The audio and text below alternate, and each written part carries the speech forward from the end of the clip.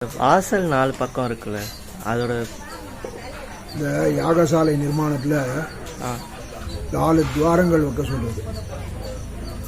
கிழக்கு துவாரத்தில் ரிக்வேதத்தையும், தெற்கு துவாரத்தில் யஜுர்வேதத்தையும், மேற்கு துவாரத்தில் சாமவேதத்தையும், வடக்கு துவாரத்தில் உத்தர துவாரத்தில் அதர்வண வேதத்தையும் ஆவாகனம் பண்ணி அதில் துவாரபாலகர்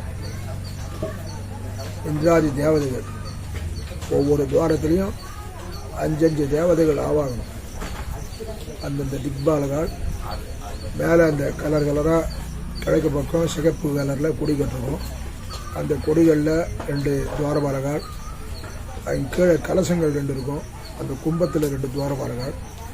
அதே மாதிரி தெற்கு பக்கம் அந்த திக்குக்கு உண்டான தர்மராஜன், அதே மாதிரி அந்த மஞ்சள் கலர் துவஜத்தில் துவாரபாலகால், கீழே கும்பங்களில் துவாரபாலகால். அது மாதிரி 5 தேவதைகள் ஒவ்வொரு துவாரங்கள்லையும் ஆவாகனம் பண்ணணும்.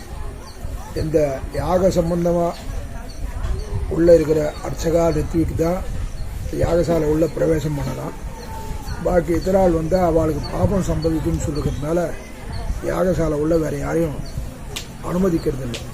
காரணம் தான் அந்த ஒருத்தருக்கு தான் அதிகாரம். இல்லை நிறைய அர்ச்சகர்கள்லாம் இருந்தால் கூட இந்த யாக சம்பந்தமான ஒரு ஆச்சாரியன் ரித்விக்கு அந்த பிரச்சாரக்கால் தான் அந்த யாகசாலை உள்ள பிரவேசம் பண்ணலாம்னு வச்சுருக்கோம்.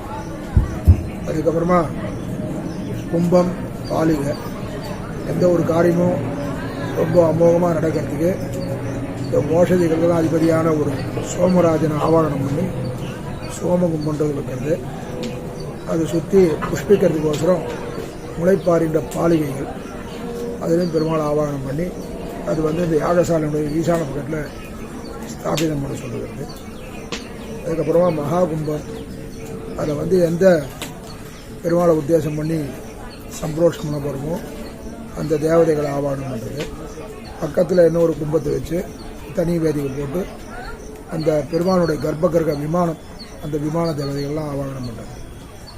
அதுக்கப்புறமா இந்த இடத்துல ஒரு சதுர குண்டமும் ஒரு ஷட்கோண குண்டமும் போட்டிருக்கு. இப்போது நூதனமாக சக்கரத்தாழ்வாருங்க பிரதிஷ்டையாகிறதுனால அவர் உத்தேசம் பண்ணி ஷட்கோண குண்டமும், சாதாரணமாக எல்லா தேவதைகளுக்கும் ஏற்பது சதுரஸ்வர குண்டம் தான் சதுரகுண்டம். அதில் பெருமாள், ஆஞ்சநேயர், வேறு ஆவாகனம், விமான தேவதைகள்லாம் ஆவாகனம் பண்ணி விசேஷமாக நடக்குது. குண்டத்தினுடைய வித்தியாசங்கள் சாதாரணமாக 5 குண்டங்கள் போட்டு பண்ண சொல்லுவது ஒரு பெரிய சந்தோஷமாக இருந்தால், இங்கே ஒரு பக்த பிம்பமாக இருக்கிறதுனால ஏக குண்ட விதானத்தில் நடக்கிறது. ஒரு குண்டம் போட்டால் போகின்ற ரீதியில் பக்கத்தில் சுதர்சன ஆழ்வார் இருக்கிறதுனால அவருக்காக ஒரு தனி குண்டம். இதே ராமலட்சுமணாதி கிருஷ்ணாதி மூர்த்திகளாக இருந்தால் அவளுக்கு பஞ்சாக்னின்னு சொல்லி 5 குண்டங்கள் போடுறது, 4 சதுஷ்கோண குண்டம்னு சொல்லி 4 குண்டங்கள் போடுறது. 4 குண்டன்றது ரொம்ப பிரசித்தமாக இருக்குது.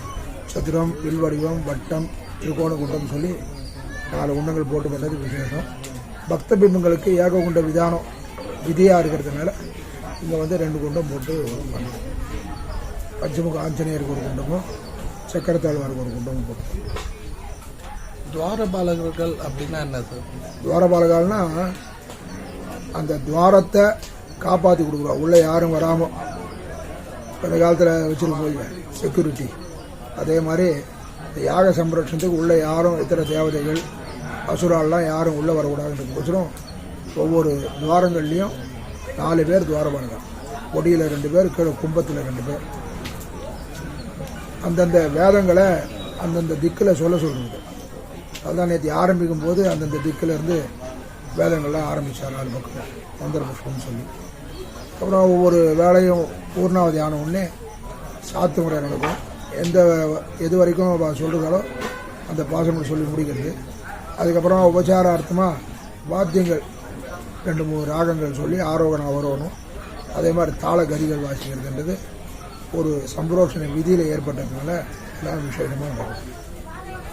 ஒவ்வொரு வாசல்லையும் ஒவ்வொரு கலரில் துணி கட்டியிருக்கல, ஸோ அதோடைய அந்த துவாரபாலகாலுடைய வர்ணம், அந்த மாதிரி வர்ணங்கள் சொல்லுது. அவள் குமுதாட்சன்றதுக்கு ரத்த வர்ணமாக இருப்பா, புண்டரீகாட்ச வாமனன் மஞ்சள் கலரில் இருப்பான்ட்டு அந்த அவளுக்கு உண்டான வஸ்திரத்தை அந்த கொடிகளில் கட்டிடுவாங்க.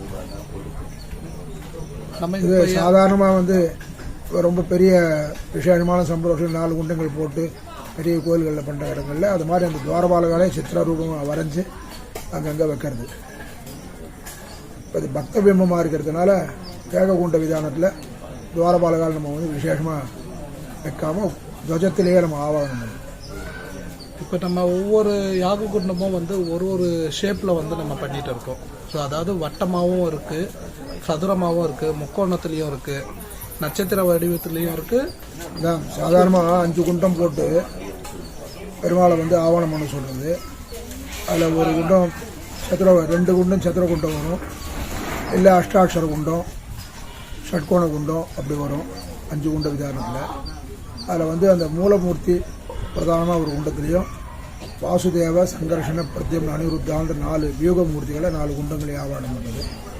இங்கே பஞ்சமுக ஆஞ்சநேயர் பக்த பிம்பமாக இருக்கிறதுனால அனுமாருக்கும் விமானத்தையும் சேர்த்து சதுஷ்கோண குண்டமும், சக்கரத்தாழ்வார் கோசம் ஷட்கோண குண்டமும் இங்கே